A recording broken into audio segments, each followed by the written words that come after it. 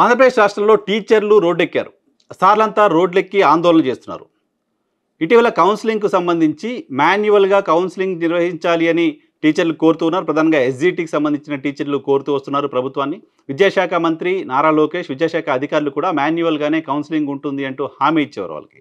అటువంటి హామీ మేరకు గతంలో ఆందోళన చేయాలనుకున్న టీచర్లు ఆలోచనని విరమించుకున్నారు. సో, ప్రభుత్వం తమకు హామీ ఇచ్చిన మేరకు మాన్యువల్‌గానే కౌన్సిలింగ్ నిర్వహిస్తుంది అని భావిస్తూ వచ్చారు. మాన్యువల్‌గా కౌన్సిలింగ్ నిర్వహిస్తుంది అని ఆలోచనతో, ఆశతో ఉన్న టీచర్లకు ఒక్కసారిగా ప్రభుత్వం వెబ్ కౌన్సిలింగ్ నిర్వహిస్తున్నాం అంటూ ప్రకటించింది. ఆన్‌లైన్ కౌన్సిలింగ్ అంటూ ప్రకటించడంతో వాళ్ళంతా కూడా ఆందోళన వ్యక్తం చేస్తున్నారు. ఈరోజు ఉన్నట్టుండి రాష్ట్ర వ్యాప్తంగా డీఈఓ కార్యాలయాల ముందు రాష్ట్ర వ్యాప్తంగా అనేక చోట్ల టీచర్లు, ఎస్‌జిటి టీచర్లు ప్రధానంగా ఆందోళన బాటపట్టారు. ప్రభుత్వానికి వ్యతిరేకంగా నినాదాలు చేస్తున్నారు.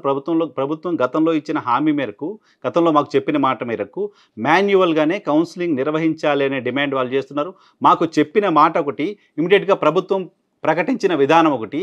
ఎందుకు ప్రభుత్వం చీట్ చేయాల్సిన అవసరం వచ్చింది? మేము అడిగినప్పుడు, మేము ఆందోళన బాట పడతామని చెప్పినప్పుడు, మీరు కోరుకున్నట్లుగానే మాన్యువల్‌గానే కౌన్సిలింగ్ నిర్వహిస్తామని చెప్పి, ఆ తర్వాత మాకు తెలియకుండా, సంప్రదించకుండా వెబ్ కౌన్సిలింగ్‌కి ఏ రకంగా ప్రభుత్వం వెళ్తుంది? ఇది మమ్మల్ని చీట్ చేయటం కదా! ప్రభుత్వం మమ్మల్ని ఎందుకు చీట్ చేయాల్సిన అవసరం వచ్చింది అంటూ వాళ్ళంతా ప్రశ్నిస్తున్నారు. సో, ఒక పక్క టీచర్ల ఆందోళన కొనసాగుతుంది. టీచర్ల ఆందోళన చేస్తూ ఉండగానే వెబ్ కౌన్సిలింగ్ ప్రారంభమైపోయింది. సో, దీనిపైన టీచర్ల ఆందోళన ఫర్దర్‌గా ఏ రకంగా ఉంటుంది అనేది చూడాల్సి ఉంది.